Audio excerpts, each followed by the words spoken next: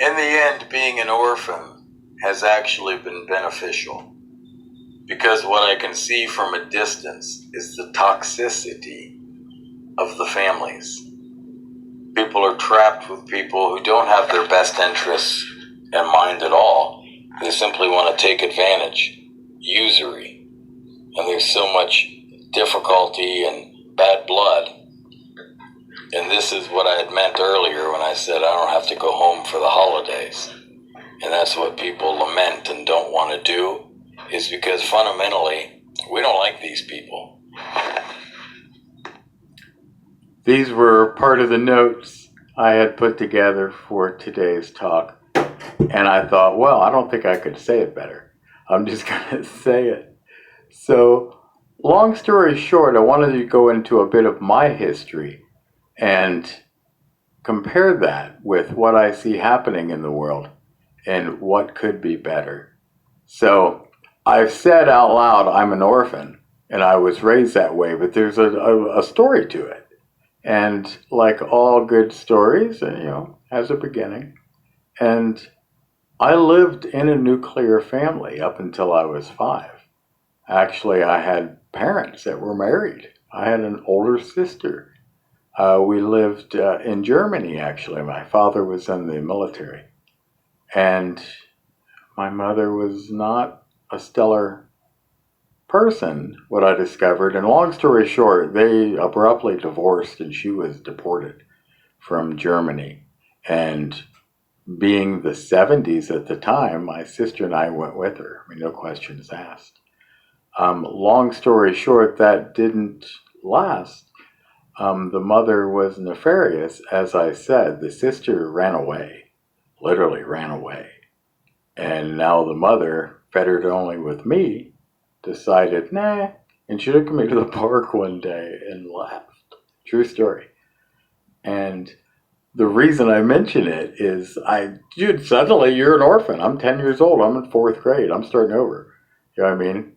And it bounced around and, tried to find some type of stability.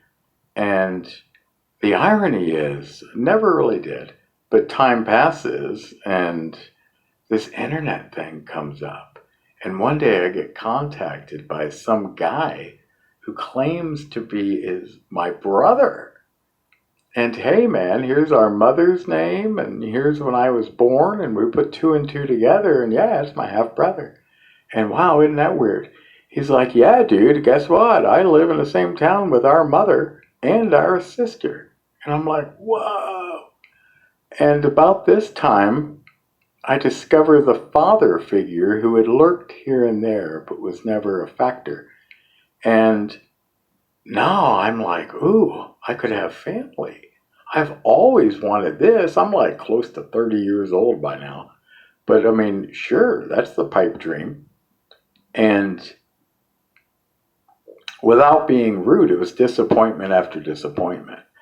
Because I live by a couple of precepts, which is life is obvious. And we're all in it together.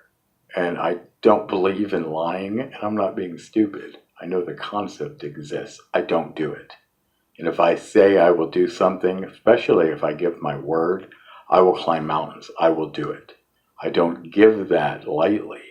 But if I do, that is how it is. And I had this fantasy of family and what it's going to be like one day if I had one. And boom, I suddenly have one. And oh, the fantasy. It's the most disappointing thing you ever heard of in your entire life. And this is a true story. This is a true story. It's my mother, the woman, like she's there. And by there, I mean in the hospital, because my sister's not doing well. And the half-brother is there. And by the way, it was a half-sister. But for the first time in history, my mother and her 3 children occupied the same room at the same time. And the irony is, my sister was dead. She had just died within the minutes, and that's why we were there. And I had just moved to this town, 3 days before. I hadn't occupied the same space with this woman for over 20 years. I'm there 3 days and she's dead. And I was like, oh, this is not good foreshadowing. And it wasn't. And it was all just a series of disappointments. It kind of culminated when I, in front of God and everybody, the whole extended family, I challenged my mother to explain to me why she left me at a park when I was in 4th grade. She told me it didn't happen in front of God and everybody, that I ran away from home and didn't want to live with her. I was 10, guys. Where does a 10-year-old in the early 80s go that he can start his new life? You know what I mean? Like, for real? But people just buy it. And so, long story short, and that wasn't short, I had to walk away. I had to say, I'm not going to be part of this fantasy. I mean, I'm not angry. I have no ill will, but I'm not going to participate. And that's why I say I have basically just shaken off what could be an absolute train wreck. And the reality is, as I get older, I realize more and more that wasn't that much of a one-off. That was the family. That's what they are. Yikes. Guys, if you're bound by blood, if you're raised in the same house, which many aren't, it should mean something. And really, here in the West, it's the only place it doesn't. You go out east, some of these places, and family, extended family, they all live in a house. That's the way it is. I think that's where it should be. The greatest thing any human can gain in life is wisdom. And that only comes through age. That doesn't just happen to you. And if you can live under the umbrella of the wisdom of the generations, you're just bound to go further. It's like standing on the shoulders of giants. You can be even taller. So, the point I'm making, guys, is family should be the best thing in your life. It should supersede everything else. I've seen true families that they end up getting houses on the same block. And I've thought just the logistics of like, how do you go about buying 4 and 6 houses on the same block? And it happens because you know why? People that care find a way.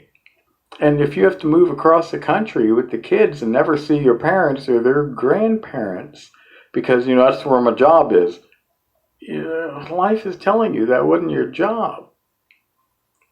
Do with what is available. And I'm not being a defeatist. I'm saying, guys, I love what I do. And it's not significant. I am one little cog in the wheel. But because of the cogs, the wheel stays on. And I have my off time to pursue the music. That's the irony, is music is my passion and my hobby. It is not my bread and butter. And if I can do this, just pursuing a hobby, guys, you're wasting your time. And I see most of them as people bragging on the internet or lamenting on the internet, but nobody's focusing. Nobody is being driven towards a goal, and it's time. So, what I'm saying is it should be the root of all success, should be the family. It really should. There should be some type of a bond that supersedes all, and that we actually come together under. Now, as it is, decisions and things have been made. Lines have been drawn. The people who are your blood relative are not necessarily your family. But you can find the like-minded people who agree, who want to see things the way you do. And you guys can pursue unity. You can become, not to borrow a phrase, but a legion of men. And together we have strength. And I'd like to thank you, Bo. This is all your idea, sir. And I blame you for it. Now I'm going to wrap up. I'm going to ask you all to subscribe. Say things in the comments. Say, hey man, way to go. You know, give me some encouragement. This is not an easy thing to just start with. But you know what? It's going to be fun. And I thank you if you would join and subscribe. But thanks for your attention. Have a great day, guys.